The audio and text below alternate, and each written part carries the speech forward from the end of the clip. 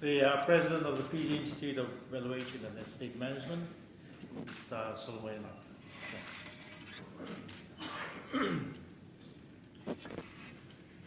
The Honourable Member of Parliament, Mr. Josefa, a former colleague, the executives and members of the Institute, distinguished guests, our speakers, presenters, participants of the 2016 Annual Conference, ladies and gentlemen, Isambul Naka, Namaste, Assalamu Alaikum, my more and a very good morning to you all. I'm deeply honored to join you this morning and to open the 2016 Annual Conference of the Fiji Institute of Evaluation and Estate Management. And I thank you most sincerely for kindly inviting me to be with you this morning. I have a very close relationship with the land, which has been developed largely through my passion for farming. I went back to my home island. I farmed for almost 10 years. And an equal love of nature and the preservation of our beloved nation's pristine and beautiful environment. So I was very keen to know more about your organization and how it is helping with the management of land and land-related assets and resources.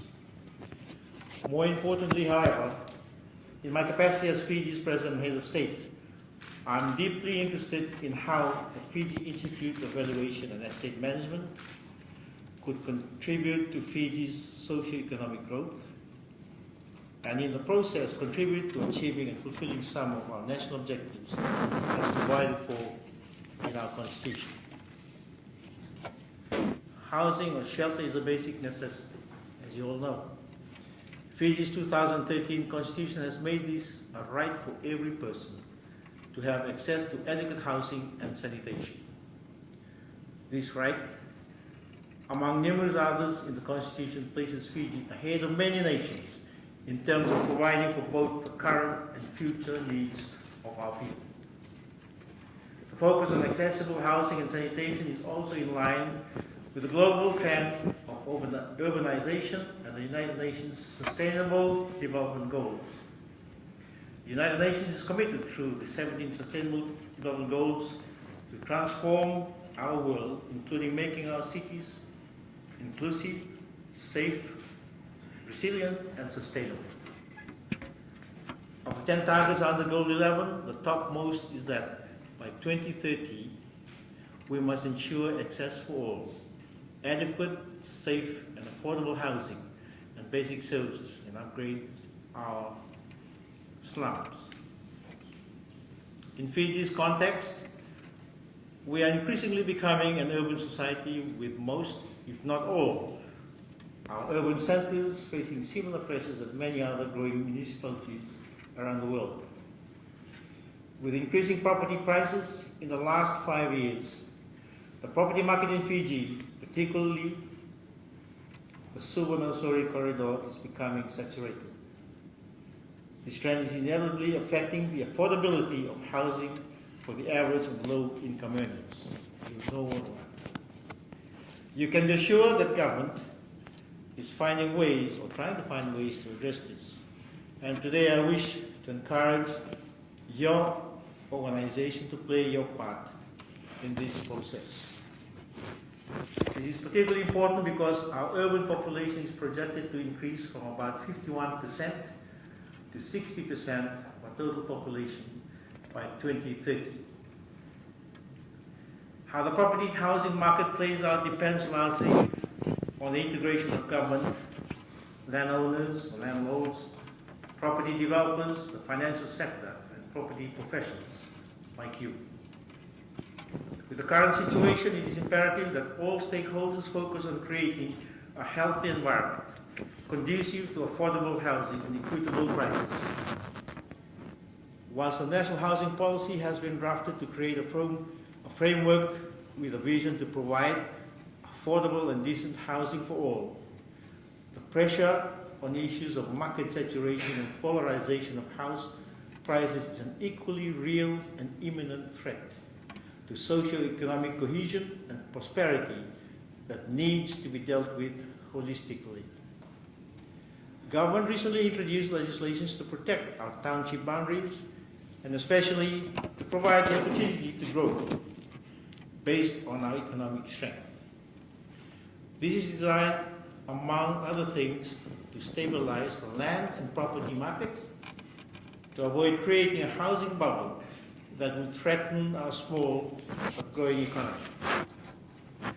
I believe that real estate agents, valuers, property developers, and estate managers, and professionals like yourselves, working together with government and the financial institutions, all play a pivotal role in developing Fiji's housing industry. I am pleased to note that most of these professionals and organizations are represented in your conference here this morning. And it is my humble opinion that your 2016 annual conference theme, the trending property market in Fiji, strategies to manage and address growth, is most apt and timely. I hope that the outcomes of the conference would allow all the stakeholders to develop an integrated platform to address the key issues facing our nation today. As President, the pillar of national unity and champion for peaceful and harmonious coexistence for our beloved nation, I contend that ethical practice and a high standard of professional conduct are prerequisites to guide us through these challenging times in Fiji's evolution into socio-economic and political maturity as a young developing nation.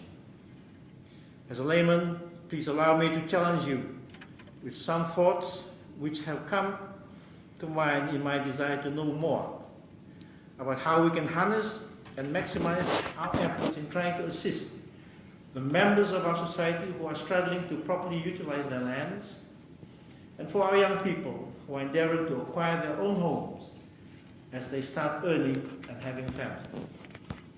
How can rapid urban growth be controlled and managed? As an institution, are you focused on a strategy that would ensure a secure and affordable future for all? As highly qualified and experienced professionals, are you willing to work smartly together for the interests of our nation? Are you giving the right advice and proactive solutions to government and other stakeholders? These are some of the challenges that I wish to leave with you today.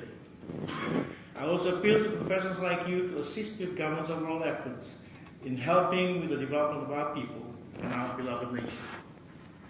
Government introduced the Land Use Decree that established the Land Bank as a means to maximize the use of idle and unproductive land for economic purposes. The Land Bank is designed to create, among other things, a win-win outcome for the landowners, the tenants, and the nation as a whole. There are no zero sums involved. The landowners win by having their lands assessed at market value. They also receive 100% of the lease money. The tenants win by having the security of tenure that could last as long as 99 years. This means that more than one generation can invest in the land. Moreover, the security of land ownership is firmly entrenched in our Constitution. The whole nation wins when our two key stakeholders, the landowners and the tenants, are both satisfied. I encourage your organization to always consider a similar win-win equation in your deliberations and dealings. On this occasion, I wish to commend you for the vision that you have set for your institute in promoting the general interests of the profession and maintaining and extending your usefulness for the public and the national advantage. I have every confidence their annual conference, like this one, will provide a platform to discuss all important issues affecting your profession. I also acknowledge the recent developments within the Institute, including the introduction of a compulsory continuous professional development framework to allow your members to upskill yourselves regularly. This will enable members to keep abreast with current economic, political, and professional changes at national and international levels. I'm advised that the Institute in 2015 adopted the International Valuation Standards, verbatim as held by the International Valuation Standards Council. And over the year, introductory training programs were held on ethics and professional standards, and also special training on methods of valuation as adopted internationally. This ensures the creation of a level platform for minimum standards of practice required by the members of the Institute. This is highly commendable. With a rapidly evolving need for constant upskilling, such training must also be implemented to keep us abreast with both local and international standards. In conclusion, ladies and gentlemen, I hope that at the end of your conference today, all participants will leave afresh and empowered with strategies to manage and address growth and to make a significant difference for better Fiji tomorrow. I thank you again for the honor and privilege of addressing you this morning, and I wish the Institute and all its members every success in your deliberations and work. May God bless you all, and may God continue to bless Fiji. Nawalevu, Dhanewad, Sukriya, Thank you.